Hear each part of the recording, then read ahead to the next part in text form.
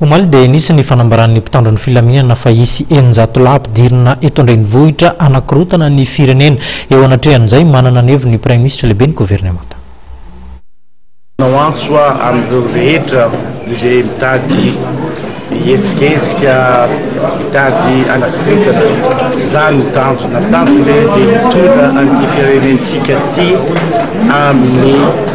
fahasambarana hiala amin'ireo faharoazana rehetra zay nahazo antsika hatram'izay efa ampy angamba zay dia aoka mba hiara hiasa am'izay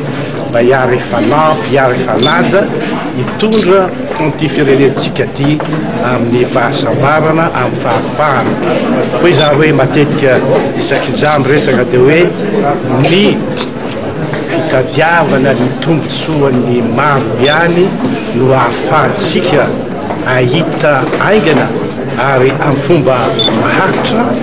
ny tombotsoan'ny tsirairay namono no resinay fa tsy hoe dia miantso an'zareo fotsiny mba halala fa tsy zany no tonga fahasambarana amin'ity firenena ity aoka mba hampangenan'zareo ny fitadiavana tombotsoan'ny tsirairay fa hijery ny tombotsoan'ity firenena ty aloha ao amin'ny filaminana fa io ane tsy ho vita andro ray fa tsy maintsy hiara miasa isika rehetra fanometanana mba ahafahantsika hialana amin'izao faharoazam-be maharoan'izao firenentsika izao